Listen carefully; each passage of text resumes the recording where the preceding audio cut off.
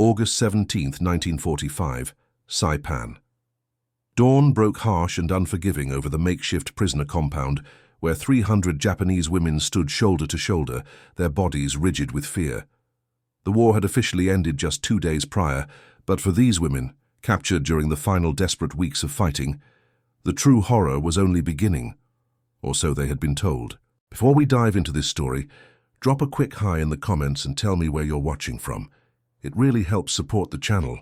What these women could not possibly foresee was how their encounter with the segregated 52nd Defense Battalion of the United States Marine Corps would transform not only their understanding of their enemy, but the very foundation of beliefs that had sustained them through years of imperial propaganda. Lieutenant Michiko Tanaka squinted against the rising sun, her once pristine Imperial Japanese Army Nursing Corps uniform now faded and torn.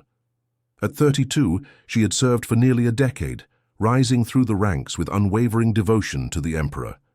Standing before her fellow prisoners, she maintained the rigid posture expected of an officer. Despite the gnawing pain of malnutrition that had whittled her once sturdy frame down to 92 pounds, "Remember your training," she whispered to the younger women nearby. "Say nothing but your name and rank. Death before dishonor." The women nodded, their faces masks of grim determination tinged with terror. Behind her, 23-year-old nurse Yumiko Sato trembled visibly. "Lieutenant," she whispered, voice barely audible, "my cousin was captured at Okinawa. She told me the American soldiers—" She couldn't finish the sentence. "Propaganda," snapped Sergeant Fumiko Nakamura, though uncertainty flickered in her eyes. At 29, the battle-hardened sergeant had survived the brutal fighting on Saipan, only to be captured while evacuating wounded from a field hospital. "The Americans will torture us for information, then execute us. That is all. Remember your duty to the Emperor." What these women believed about their captors had been carefully constructed through years of Imperial Japanese propaganda. Military instruction manuals explicitly warned that capture by Americans meant certain torture, sexual violence, and execution. Newspapers published lurid accounts of American barbarism. Emperor Hirohito's imperial rescript to soldiers and sailors demanded that all Japanese military personnel fight to the death rather than surrender, declaring capture the ultimate dishonor. For the Japanese women assembled that morning, their expectations were unequivocal. Pain, violation, and death awaited them.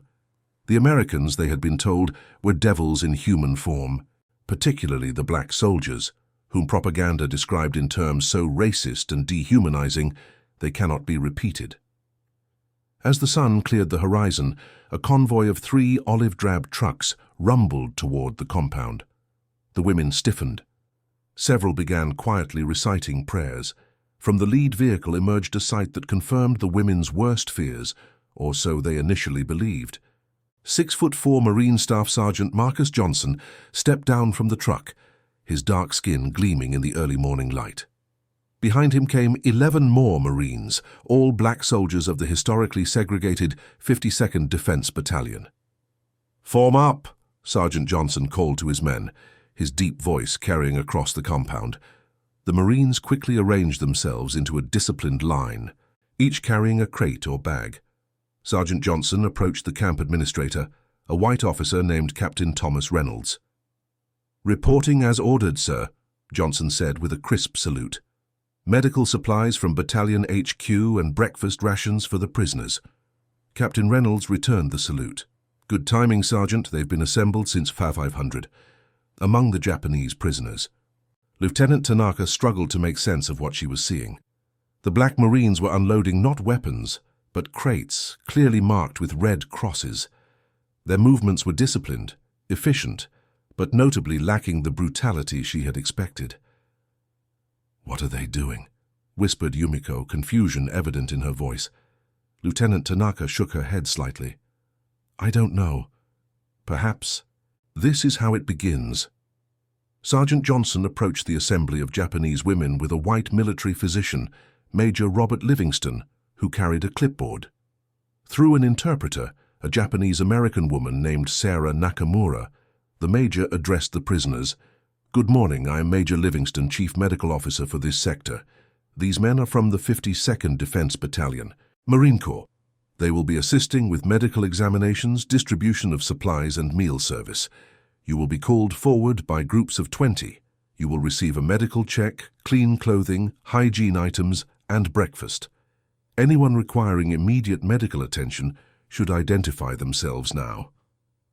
As the interpreter translated, shocked murmurs spread through the assembled women. Lieutenant Tanaka maintained her stoic expression, but her mind raced. This contradicted everything they had been told to expect. "It's a trick," Sergeant Nakamura whispered. "They want us compliant before they begin the real interrogation." Yet, as the first group was called forward, what transpired defied all expectations. Corporal James Wilson, a former pre-med student from Howard University before the war interrupted his studies, carefully examined an elderly woman for signs of dehydration. His hands were gentle as he checked her pulse, his manner professional and respectful, maintaining appropriate distance. "She's severely dehydrated, Major," he reported. "Blood pressure's too low. Recommend immediate IV fluids." Nearby, Private First Class Robert Davis, just 19 years old and from rural Georgia, distributed neatly folded sets of clean clothing to each woman, his eyes respectfully averted as he placed each bundle on the examination table rather than handing them directly. "Yes, ma'am," he said politely when thanked by the interpreter. "There's soap and a toothbrush in there too." Lieutenant Tanaka watched in growing bewilderment as each woman returned from the examination, not violated and broken, but carrying food, clothing, and medical supplies.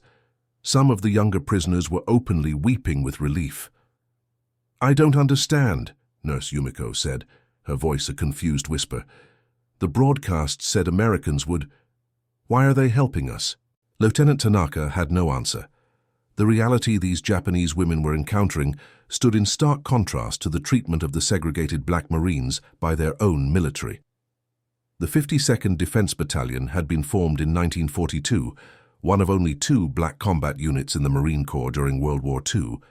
Despite their training and capabilities, they had been largely relegated to support and defense roles, denied the combat opportunities afforded to white Marines. Staff Sergeant Marcus Johnson had enlisted the day after Pearl Harbor, driven by patriotism, despite growing up in a Mississippi where he couldn't use the same drinking fountain as white citizens.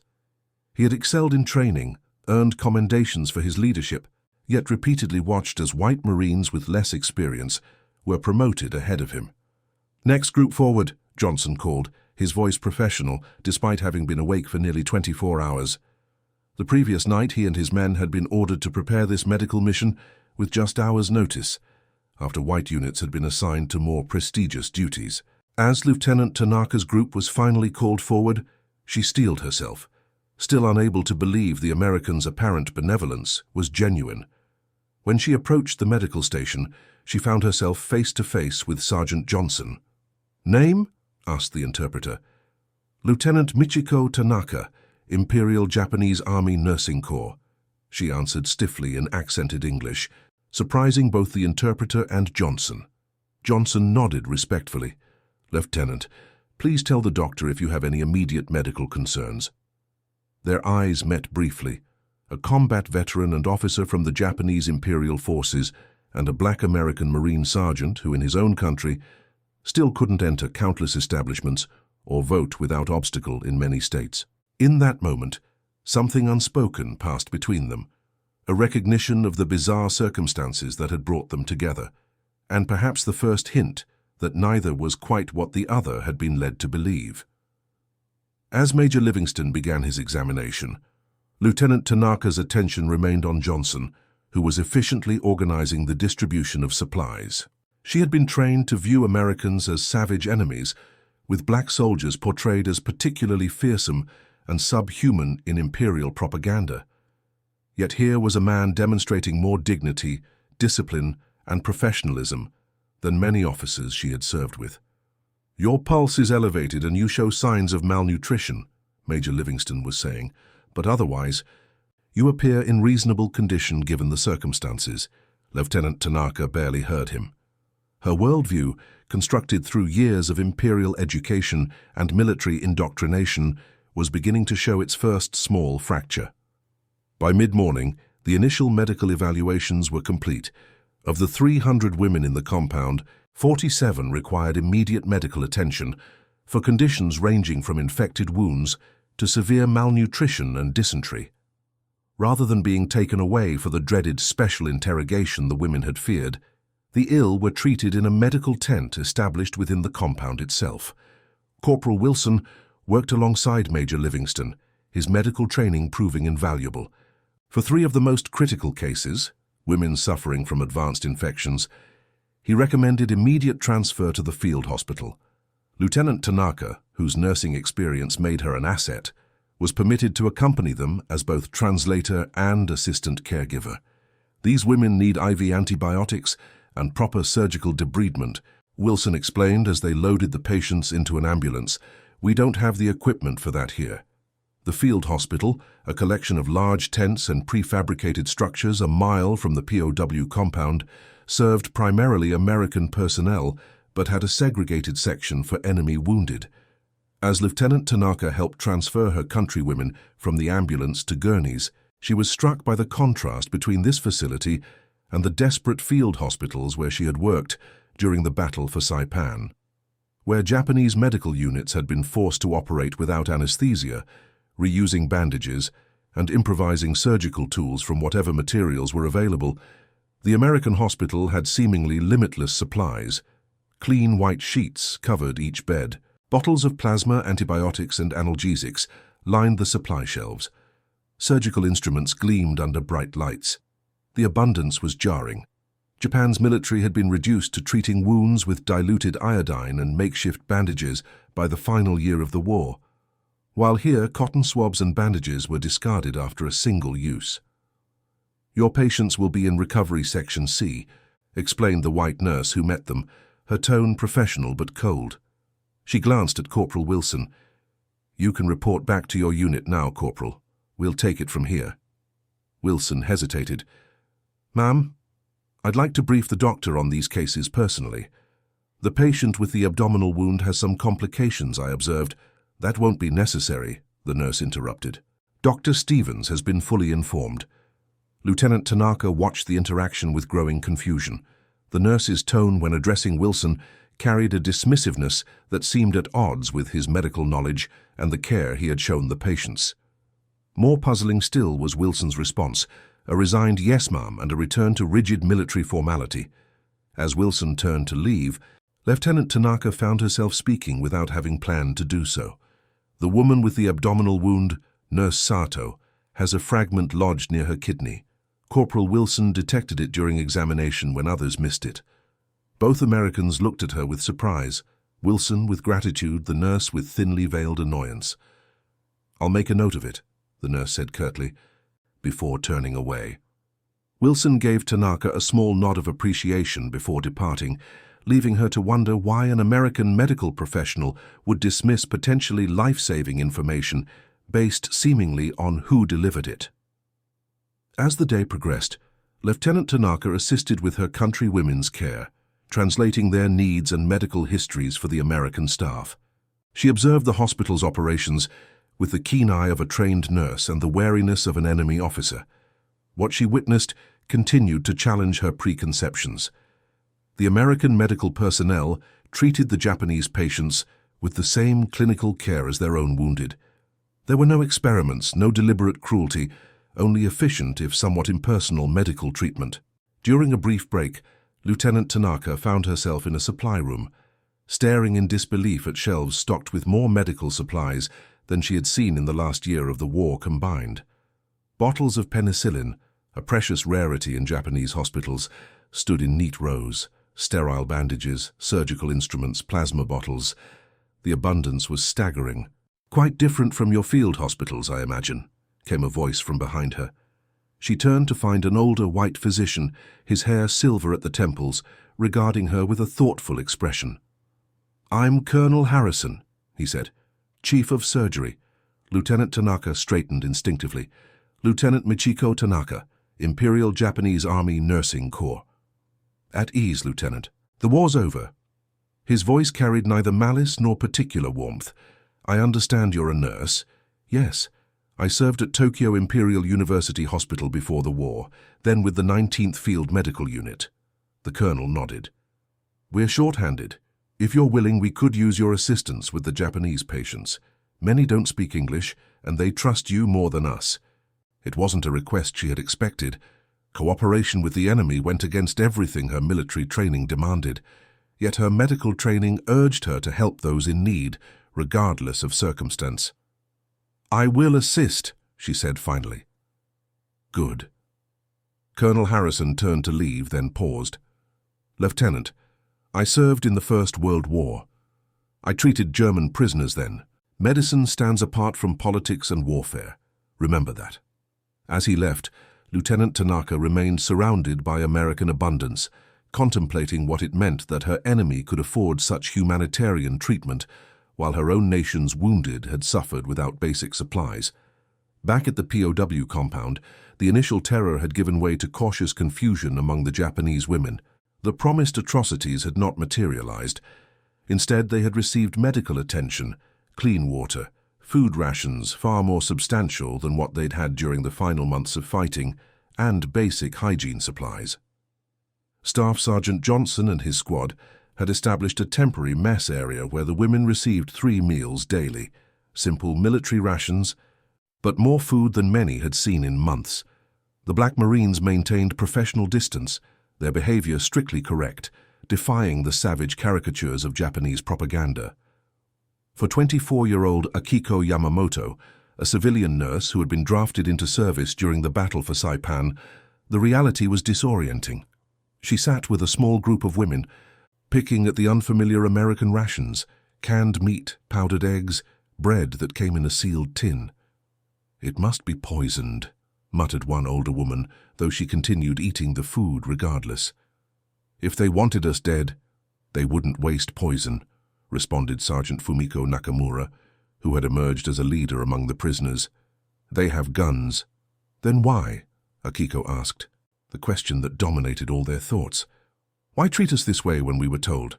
Her voice trailed off as Private Davis approached with a clipboard, accompanied by the Nisei interpreter, Sarah. Excuse me, Sarah translated as Davis spoke. We need to know if anyone has special medical needs. Pregnant women, chronic conditions, allergies. Please inform us so we can provide appropriate care. The women exchanged glances, still suspicious. Finally, Sergeant Nakamura responded. Miyazaki has a heart condition. Taniguchi is 3 months pregnant. Watanabe needs insulin for diabetes. As Sarah translated this information, Davis made careful notes, his expression revealing nothing but professional attention to duty. Thank you, he said when finished. The doctor will see these individuals this afternoon. He hesitated, then added, There's fresh water in those coolers if anyone needs it, before moving on to the next group. After he left, Akiko turned to Sergeant Nakamura. They're nothing like we were told. Don't be naive, Nakamura replied, but her conviction seemed less certain than before. This is just how they begin. America bombs our cities, kills our civilians, and you think they care about our welfare. They're softening us up for interrogation. Yet as days passed with no interrogations beyond basic identification questions, no mistreatment, and continued medical care, doubt crept into even Sergeant Nakamura's steadfast beliefs. On the 3rd morning, Lieutenant Tanaka returned to the compound from the field hospital, where she had been assisting with her countrywomen's care. The transformation she witnessed upon arrival was remarkable. Women who had been paralyzed with fear just days before were now moving about the compound with cautious purpose. Some were washing clothes in basins provided by the Marines. Others were organizing their few possessions in the barrack-style tents. Most striking was a scene near the center of the compound. Private James Williams, a former music teacher from Philadelphia before the war, sat with a small group of Japanese women, teaching them simple English phrases, useful for communicating basic needs. His patient repetition of "I need water" and "I am in pain" contrasted sharply with the brutal language tutor Lieutenant Tanaka remembered from her military English classes, who had taught phrases like "surrender or die" and "Americans are devils." Sergeant Johnson approached as she took in the scene. "Your people are adapting quickly, Lieutenant," he observed. "They are survivors." She replied simply. Johnson nodded. Aren't we all? He hesitated, then asked, "How are your patients at the hospital?" "Nurse Sato's infection is responding to the penicillin. The others are stable." She studied his face, trying to reconcile this man with the monstrous caricatures from propaganda posters. "You have medical training?" 2 years of college before the war. Wanted to be a doctor. Something flickered across his expression. Plans changed. Why? The question slipped out before she could consider its propriety. Johnson's laugh held little humor. "Let's just say there were limited opportunities for men who looked like me in American medical schools. Even fewer now that I've spent my prime years carrying a rifle instead of textbooks." He straightened. "If you'll excuse me, Lieutenant, supply truck's coming." As he walked away, Lieutenant Tanaka found herself contemplating not just the unexpected humanity of this American sergeant, but the strange constraints he seemed to operate under within his own military. It was yet another contradiction in her unraveling understanding of her captors. The supply truck that arrived that afternoon brought not just food and medical supplies, but also unexpected cargo: books, playing cards, paper, and pencils. Captain Reynolds explained through the interpreter that these items had been requested by the Red Cross representative who had visited the previous day. "Psychological welfare is part of proper POW treatment under the Geneva Conventions," he stated, though his tone suggested he considered it an unnecessary luxury. Among the books were several in Japanese, primarily technical manuals and a few novels, nothing politically sensitive. For women who had been isolated from any reading material beyond military communications for months or years, even these limited selections were treasured. Yumiko Sato, recovered enough from her infection to return to the compound, discovered something even more unexpected: a worn copy of an English-Japanese dictionary. She showed it to Lieutenant Tanaka with the excitement of someone who had found a rare gem. "Look, now we can understand what they're saying without waiting for the interpreter." Lieutenant Tanaka examined the dictionary with professional interest. During her nursing training, she had studied basic English medical terminology, but the war had interrupted her studies. "This could be useful," she acknowledged. That evening, several women gathered around a lantern, taking turns with the dictionary, learning to introduce themselves and ask simple questions in English. The scene was surreal: prisoners of war voluntarily studying their captors' language, not for survival or espionage, but out of genuine curiosity. For 17-year-old Keiko Takahashi, the youngest of the captured nurses, the English study session became a lifeline to normalcy. Conscripted in the final desperate months of the defense of Saipan, she had witnessed horrors that no teenager should endure. The simple act of learning new words, "hello," "thank you," "friend," gave her mind something to focus on besides traumatic memories.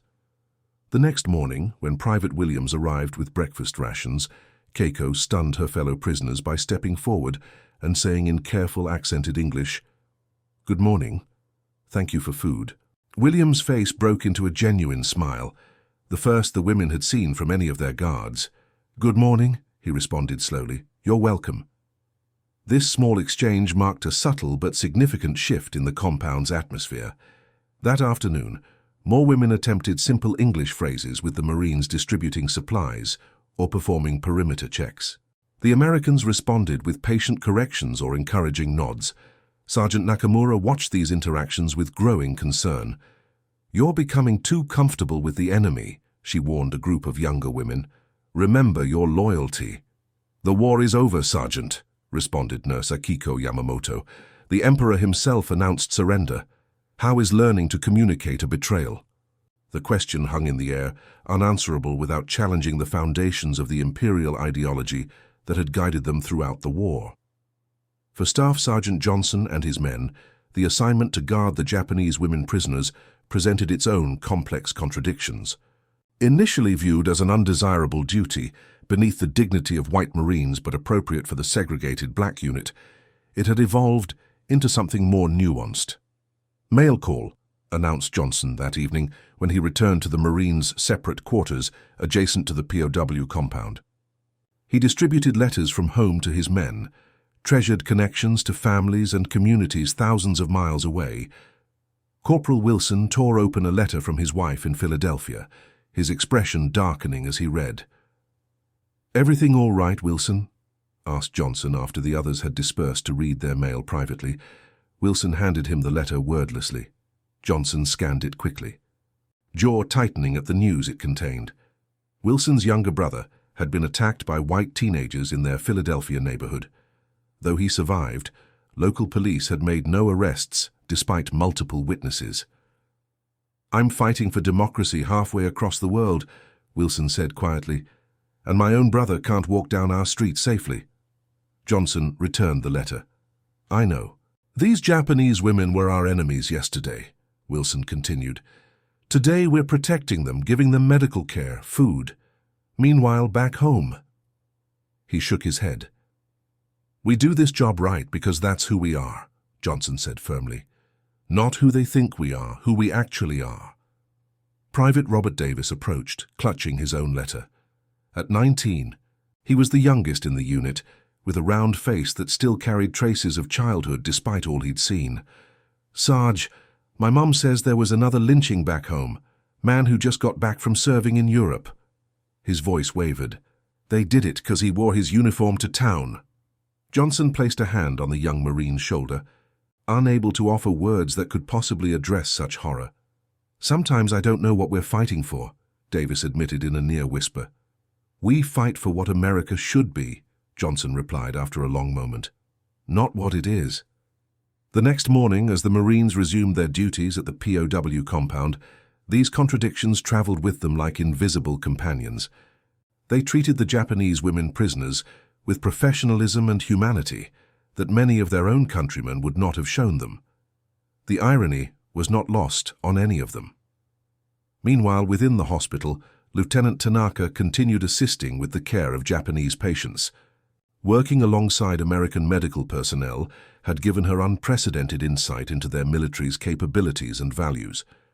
The contrast with her own experience became more stark with each passing day. During a complex surgery on a Japanese civilian with an infected abdominal wound, Lieutenant Tanaka assisted Colonel Harrison. The procedure required multiple units of plasma, several doses of penicillin, and specialized surgical tools, all resources that would have been unimaginable luxuries in Japanese field hospitals during the final year of the war. "Clamp," requested Colonel Harrison, his focus unwavering as he worked to save the life of a man who had been his enemy just days before. Lieutenant Tanaka handed him the instrument, marveling at how perfectly sterile and precisely manufactured it was compared to the often improvised tools she had worked with previously. "You seem surprised by our equipment," Colonel Harrison observed without looking up from his work. "In Okinawa, we performed amputations with carpenter's saws sterilized in boiling water," she replied simply. "We reused bandages, washed in what little clean water we could find." The colonel's hands paused momentarily before resuming their precise work. "Medical supply is a question of industrial capacity, not medical skill or dedication," he said. "Your doctors and nurses performed miracles with what they had." It was the first acknowledgement from an American of the desperate conditions Japanese medical personnel had faced and the skill required to work under such limitations. Lieutenant Tanaka found herself unexpectedly moved by this professional recognition. After the surgery, as they washed up in the sterile sink, another luxury she had operated without for years, Colonel Harrison spoke again. "Lieutenant, I've served in 2 world wars. I've seen what happens when nations convince their people that their enemies are something less than human." He dried his hands methodically. "Medicine is a reminder that beneath flags and uniforms, we're all the same flesh and blood, same wounds, same healing." Lieutenant Tanaka considered his words carefully. "The Japanese soldier is taught that death is preferable to surrender," she said finally. "That capture means shame without redemption." "And how is that working out for your wounded, now that they're receiving treatment instead of dying honorably?" His question held no malice, only professional curiosity. She had no immediate answer. At the POW compound, an unexpected development was unfolding. The Japanese women, having received consistent meals, medical care, and humane treatment for nearly a week, were beginning to emerge from their state of traumatized shock. With this recovery came an increasing desire for purposeful activity to fill the long hours of confinement. It began with small initiatives, organizing sleeping areas, establishing bathing schedules, creating systems for fair distribution of supplies. Then Sergeant Nakamura approached the interpreter, Sarah, with a surprising request. "We wish to establish a garden," she stated. "Nothing large, just some vegetables. Sitting idle is difficult." Sarah translated this request to Captain Reynolds, who initially dismissed it as unnecessary and potentially problematic. "They're prisoners, not guests at a resort," he remarked, but Staff Sergeant Johnson, overhearing the exchange, interjected, "Sir, with respect, occupied hands cause fewer problems than idle ones. Garden would improve morale and possibly supplement rations. Win-win situation." Reynolds considered briefly. "Fine, small garden plot only. Your men supervise the work. No tools that could be weaponized." When the interpreter conveyed that their request had been approved, surprised murmurs spread through the Japanese women. They had expected rejection, not accommodation. Sergeant Nakamura herself seemed momentarily at a loss for words. The following day, a small plot of ground along the southern fence was designated for gardening. Under Marine supervision, the women turned the soil using mess hall spoons in their hands, working with surprising enthusiasm, despite the limited tools. Seeds salvaged from kitchen scraps and a few packets provided by Private Williams, who had grown up on a farm, were carefully planted in neat rows.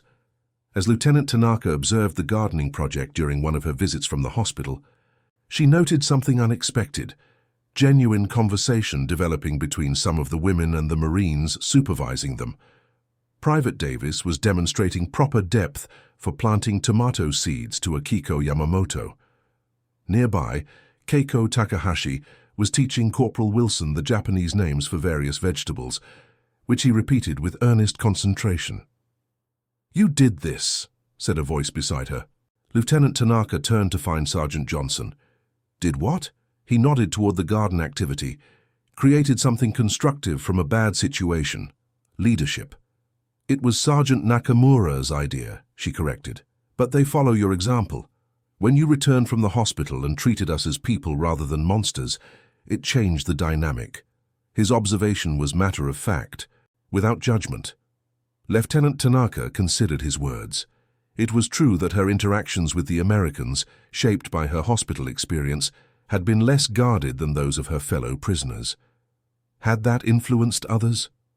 "We were taught Americans would torture and execute us," she said finally. "Especially," she hesitated, "especially black soldiers," Johnson finished for her. "We know what your propaganda said about us, just like we know what our own papers sometimes say about you." A grim smile crossed his face. "Seems like governments everywhere need monsters to fight against." This frank acknowledgement of the dehumanization practiced by both sides left Lieutenant Tanaka momentarily speechless. It was one thing to recognize that enemy propaganda about Americans had been false. It was another to consider that Americans themselves might be victims of similar manipulation regarding the Japanese. Before she could respond, a commotion near the garden drew their attention. Private Robert Davis was kneeling beside Keiko Takahashi, who had collapsed while working. Several women gathered around them, concern evident on their faces. Lieutenant Tanaka rushed over, medical training taking precedence over all other considerations. She knelt beside the young woman, checking her pulse and breathing. "Heat exhaustion," she diagnosed quickly. "She needs shade and water." Private Davis was already offering his canteen. "I noticed she was looking pale, ma'am," he explained. "Asked if she was feeling all right, but I think she didn't understand." Together they moved Keiko to a shaded area. Lieutenant Tanaka spoke soothingly in Japanese, encouraging the girl to take small sips of water, while Davis fanned her with his cap. "She hasn't been eating enough," Lieutenant Tanaka explained. "Many of the younger ones give portions of their rations to the older women or the ill." Davis frowned. "But there's plenty for everyone. We make sure of that." "Old habits from months of rationing, and," she hesitated, "some believe accepting American food too readily is a form of betrayal." Understanding dawned on Davis's face. Like collaboration. Lieutenant Tanaka nodded, surprised by his quick comprehension. We'll increase portion sizes, Davis said decisively. Make it easier for them to share without anyone going hungry. He rose and headed toward Sergeant Johnson to discuss the issue. As Lieutenant Tanaka watched him go, she was struck by the young Marine's immediate concern and practical solution. There had been no dismissal of the problem, no suggestion that the prisoners should simply be grateful for what they received. Instead, he had recognized a cultural complexity and adapted to address it. It was another small fracture in her conception of Americans as a monolithic enemy. 2 weeks into the captivity, a significant change occurred in the compound's organization. With the immediate medical crises stabilized and basic needs being met, military authorities decided to transfer most of the Black Marine Guards to other duties, replacing them with regular military police units. The news spread quickly among the Japanese women, causing unexpected distress. They had grown accustomed to the 52nd Battalion Marines, their routines, their mannerisms, even their individual personalities. The prospect of new guards, unknown quantities with potentially different attitudes toward their prisoners, revived dormant fears. On the Marines' side, the reaction was mixed. Some welcomed reassignment to duties that might offer more recognition or advancement. Others, however, had developed a sense of responsibility toward the women in their charge. "What happens to them now?" Private Williams asked during the unit's final briefing. Captain Reynolds, overseeing the transition, offered a non-committal response. Standard POW protocols, processing for eventual repatriation once arrangements are finalized with occupation authorities. "The garden," began Private Davis. "Is not your concern anymore, Private," Reynolds interrupted. "You've all done good work here. Report to Battalion HQ at 800 tomorrow for new assignments." As the meeting dismissed, Sergeant Johnson approached Captain Reynolds privately. "Sir, request permission to maintain oversight of medical support for the POW compound through the transition period." Reynolds raised an eyebrow. "Reason?" "Continuity of care, sir. Several cases require ongoing treatment. New medical personnel would need time to get up to speed." Reynolds studied Johnson's face, clearly searching for ulterior motives. Finding none he could definitively identify, he nodded curtly. 72 hours transitional overlap approved. You and Corporal Wilson only. The rest of your men report as ordered." "Thank you, sir." Johnson saluted and turned to leave. "Johnson," Reynolds called after him, "don't get attached. They're still the enemy." Johnson's expression revealed nothing. "Just doing my duty, sir. Medical care for POWs is mandated by the Geneva Conventions." That evening, as the Marines prepared for their final night supervising the compound, Lieutenant Tanaka approached Sergeant Johnson at the perimeter fence. "We heard your unit is leaving," she said without preamble. Johnson continued his inspection of the fence. "Most of us. Wilson and I will stay a few more days to transition medical support." Lieutenant Tanaka nodded, absorbing this information. After a moment she asked, "What will happen to us?" Johnson finally turned to face her. "Processing and eventual repatriation to Japan. Timeline depends on logistics, but you won't be held indefinitely." "And until then?" "Standard POW treatment. Food, shelter, medical care." Something in his tone made Lieutenant Tanaka press further. "But not the same as what you've provided." Johnson sighed, dropping the official manner slightly. "Lieutenant, I won't lie to you. Different units have different approaches. The 52nd has tried to maintain higher standards regardless of who we're dealing with. Not everyone sees things the same way." The implication was clear enough. While outright mistreatment was unlikely, the level of care and consideration the women had received might not continue under new guards. "I see." Lieutenant Tanaka was quiet for a moment before adding, "Your men have behaved with honor. Coming from a Japanese officer, there could be no higher praise." Johnson understood its significance. "We've only done what should be expected of any soldier toward prisoners," he replied. "Nothing extraordinary." "Perhaps that is what is extraordinary," she observed. The following morning, as most of the 52nd Battalion prepared to depart, an unexpected scene unfolded. The Japanese women, acting on some collective impulse, lined up in formation near the compound gate. As the Marines marched past, the women bowed in unison, a gesture of respect that required no translation. Private Davis, passing by young Keiko Takahashi, who had recovered from her heat exhaustion, found a small origami crane pressed into his hand. The girl stepped back quickly, eyes downcast, but the gift had been delivered. Davis carefully tucked the paper bird into his breast pocket before continuing on. Sergeant Nakamura, who had been among the most skeptical and resistant to friendly interactions with the Americans, stood rigidly at attention, offering a formal military salute as Sergeant Johnson passed, one soldier acknowledging another. Johnson returned the salute with equal formality, the simple gesture bridging chasms of nationality, race, and recent enmity. As the 52nd Battalion departed, they left behind more than just their official duties. They had, without intention or directive, created the foundation for a profound shift in perception among their former enemies. The new guards arrived by mid-morning, standard military police units with white officers and enlisted men. They were not cruel or abusive, but the difference was immediately apparent. Where the Black Marines had developed a rapport with the prisoners, these new guards maintained rigid distance. There were no English lessons, no garden advice, no names learned or personal connections established. The contrast highlighted something Lieutenant Tanaka had begun to understand, but had not fully articulated.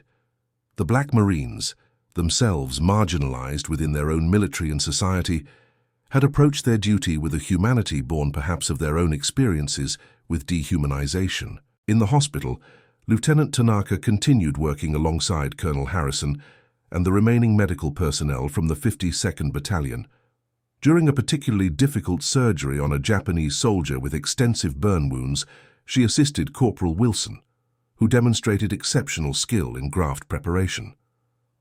"You would have made an excellent doctor," she observed as they worked together. Wilson's hands remained steady as he prepared the next graft. "Still might. War's over, going back to finish school." "Will that be possible for you?" she asked, the question delicate but direct. Wilson's eyes met hers briefly over his surgical mask. "It'll be an uphill battle, always has been. But if this war taught me anything, it's that people can endure more than they think possible." After the surgery, as they cleaned instruments together, Wilson spoke again. "Lieutenant, can I ask you something?" "Of course. What did you think would happen to you, when you were captured, I mean?" Lieutenant Tanaka considered the question, understanding its importance. "We were taught that capture meant torture, violation, and execution, especially by American forces. We were shown images, told stories." She shook her head. "Many Japanese soldiers committed suicide rather than surrender because of what we were told to expect." Wilson was quiet for a moment.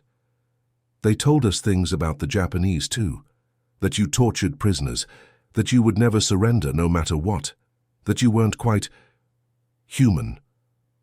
He met her gaze directly. "Seems like both sides worked hard to make us see each other as monsters. Yet here we are," Lieutenant Tanaka said softly, "saving lives together." The conversation was interrupted by the arrival of a military jeep at the hospital entrance. An officer from headquarters delivered news that would significantly alter the trajectory of the POWs' experience. Within the week, all Japanese prisoners would be transferred to a central processing facility on Guam, the first step in eventual repatriation to Japan. For the women in the compound, this news brought both relief and anxiety. Return to Japan meant reunion with family and familiar surroundings, but also confrontation with a homeland transformed by defeat and occupation. "What will we find when we return?" Nurse Yumiko asked that evening as the women discussed the news. "My home was in Tokyo, the bombings." "We rebuild," Sergeant Nakamura stated firmly. "Japan has faced adversity before." Lieutenant Tanaka, having returned from the hospital to help prepare the women for transfer, listened to these conversations with a new perspective. The last weeks had forced her to confront realities about both America and Japan that contradicted her lifelong beliefs. America was not a monolithic enemy of unchecked cruelty and barbarism. Japan was not an invincible empire blessed by divine favor. Most challenging was reconciling her continuing love for her homeland with the recognition of the false narratives that had guided its war effort. The dehumanization of the enemy, The mythology of Japanese racial superiority, the cult of sacrifice, all had been revealed as constructs that served power rather than truth. As the women prepared for transfer, Sergeant Johnson and Corporal Wilson made final medical rounds, ensuring all patients were stable for travel. It would be their last interaction with the Japanese women they had guarded, treated and gradually come to see as fully human, despite all they had been taught. The morning of the transfer dawned clear and warm. Military trucks arrived to transport the women to the airfield. As they lined up with their few possessions, mainly the clothing and personal items provided by the Americans, there was a palpable sense of a chapter closing. Lieutenant Tanaka, who would be among the last to leave due to her continuing duties at the hospital, watched as her countrywomen boarded the trucks. Many cast glances back at the compound that had been their home for nearly 3 weeks, a place they had entered in terror and now left with complex emotions that included, improbably, elements of gratitude. As the final group prepared to board, Sergeant Johnson approached Lieutenant Tanaka. "This is for you," he said, handing her a small package wrapped in brown paper. "Medical reference book. Figured it might be useful when you get back home." Lieutenant Tanaka accepted the package with surprise. "Thank you, Sergeant." Johnson nodded, maintaining his professional demeanor. "Your country will need good medical personnel during reconstruction." "As will yours," she replied, meeting his gaze directly. "When you return to medical school." A small smile crossed his face. "Yes, ma'am."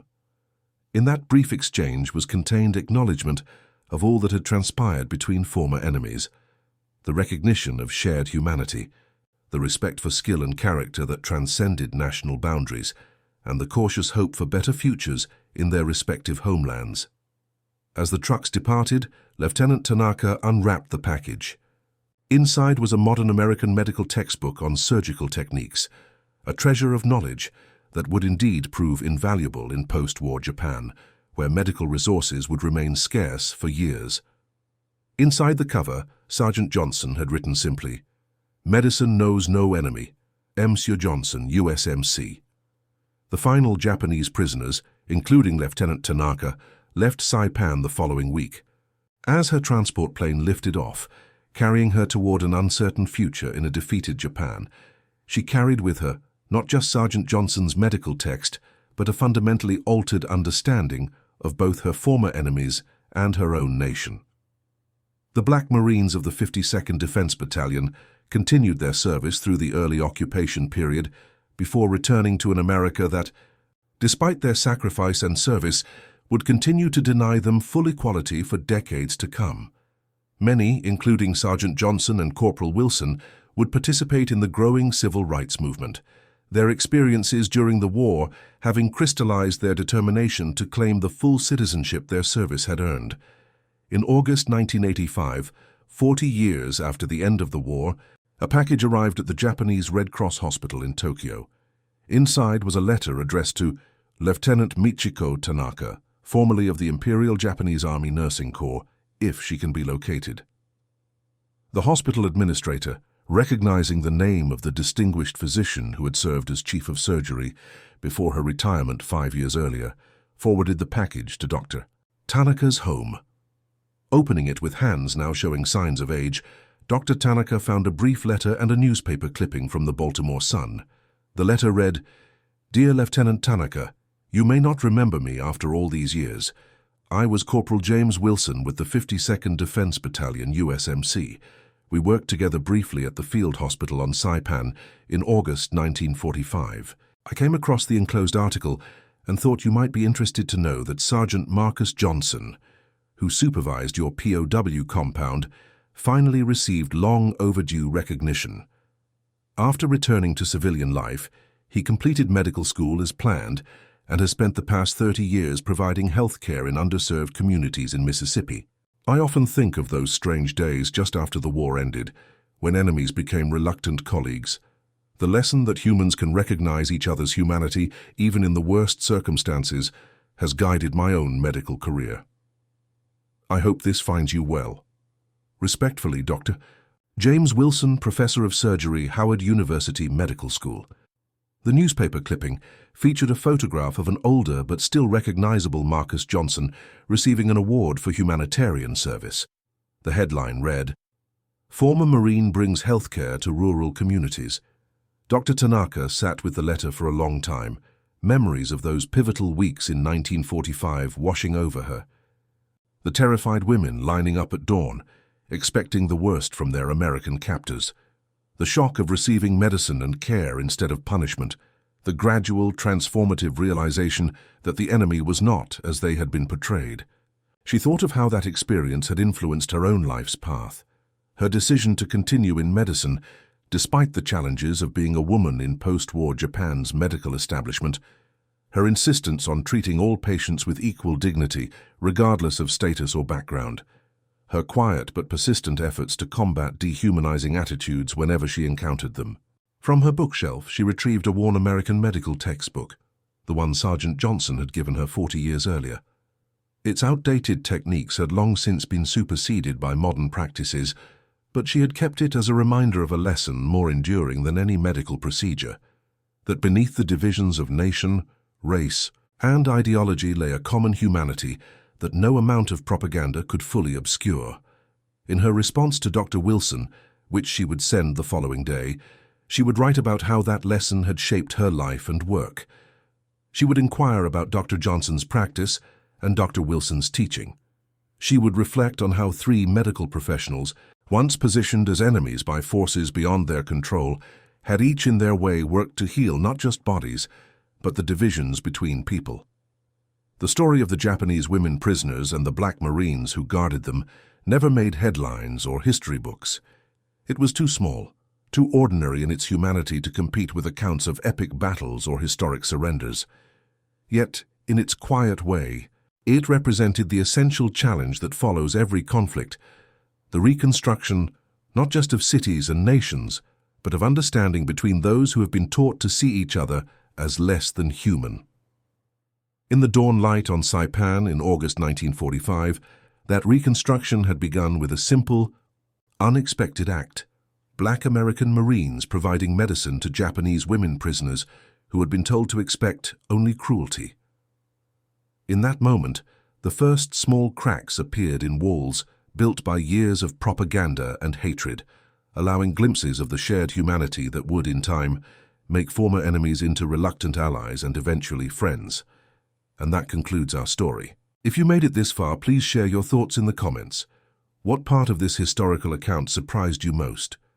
Don't forget to subscribe for more untold stories from World War II and check out the video on screen for another incredible tale from history. Until next time.